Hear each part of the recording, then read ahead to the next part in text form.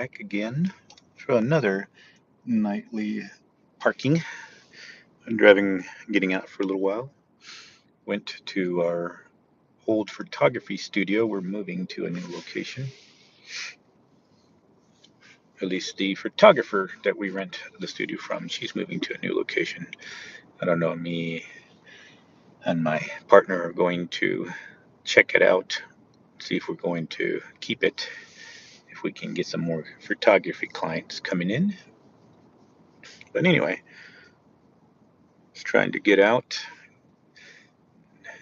thinking about all the stuff that's going on with D&D currently. Um, Trying to get back to running my campaigns again. Might have a plan, maybe getting an office to actually put my stuff in and do more pro D&D sessions for making some income. And I have a couple of games going, and one of those games I have published my world setting, which is on Amazon now, the World of Solar. And there was a question that was posed as far as my characters and monsters and NPCs that I have in there. And it's something I wanted to pose to you guys and see what y'all think about having stat blocks and NPCs that might not be defeatable. Because I have what is called Paragon NPCs in my world. And in my world, I use them in order to set them as pillars of pretty much unchangeable power that can manipulate the world in a grander uh, state than most other regular NPCs, even 20th level NPCs or CR, 22 to 27 uh, level NPCs and monsters. And one of my players, a good friend, has asked me that we were discussing about the arc um, devils, the rulers of the nine hills, and they're supposed to be, in my mind, these powerful creatures. Hello, everyone. But um, oh, my day is going pretty good.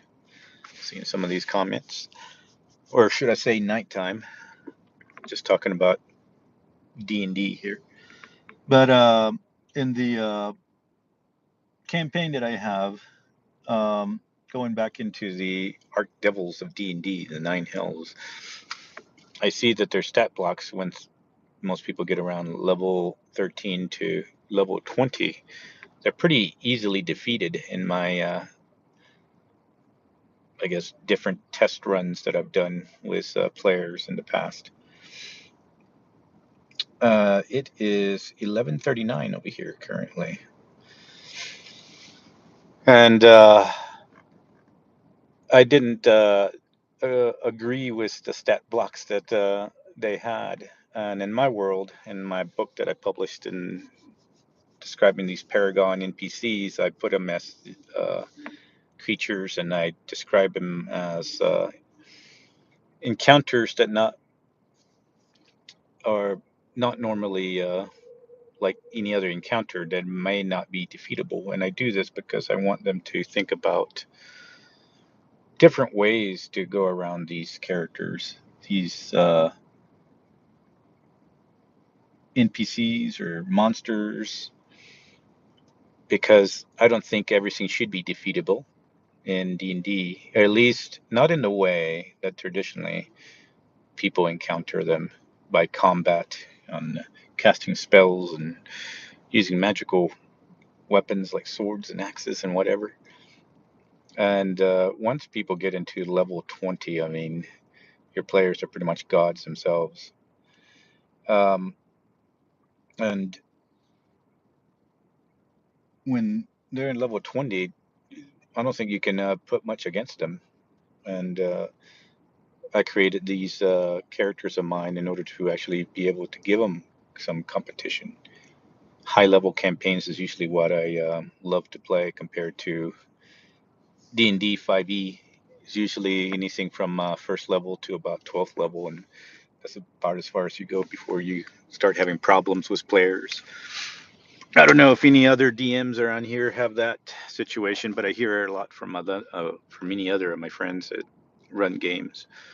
But for me, when he asked me this question, it's like, why do I have like even God avatars? I created a system to create avatars for gods in worlds, and he said, well, if they have a stat block, they should be able to be defeated. And I said, no, I don't think so. I created it because I need it to use for mechanics. So I know if players are going to encounter them in the game, I have the mechanics and able to use those mechanics to interact with them. It's not necessarily I made a stat block so they can fight in God Avatar and defeat them.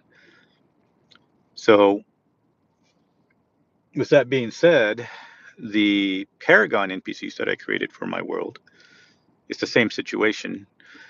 I created them because I want them to go at them in a different way through talking, using the abilities of charisma and uh, coming up with out of the box solutions to be able to sway them, possibly make become allies or enemies depending on how they treat them or disrespect them.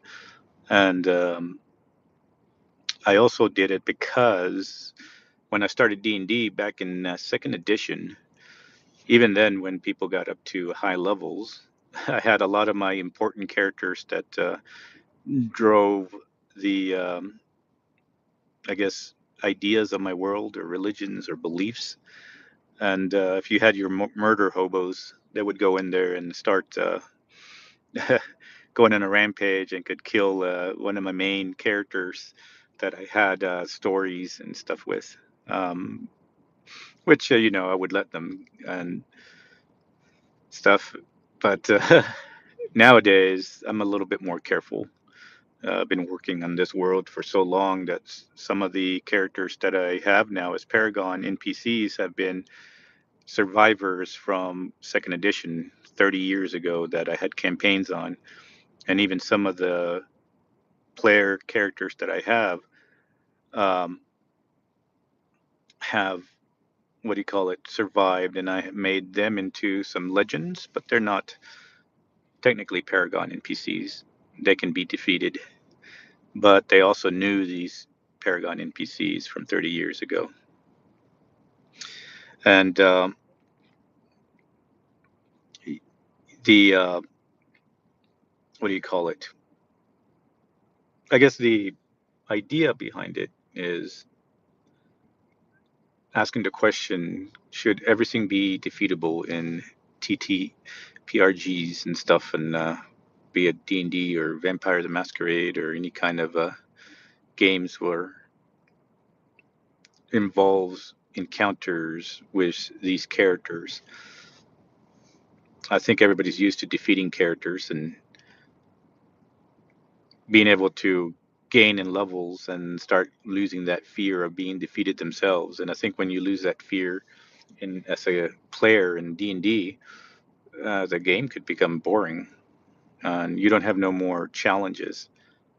And I think by creating, I guess, characters and NPCs and monsters that need a different way to be defeated, it gives a different challenge. Eventually, maybe they figure out how to weaken them, or maybe they get them on their side to be able to fight another creature. And then together, allying with these very powerful monsters or NPCs, they're able to defeat another creature that you would think undefeatable in a certain way. But that's my take on should stat blocks that are created mean that those NPCs and monsters should be defeated. But any GMs out there, any DMs, game masters, or whatever, feel free to comment and let me know what you think. Do you create undefeatable characters and NPCs and monsters for your world? Until next time, when I can get back to a regular office again and start making videos normally again, I will see everybody later. Good night, everyone.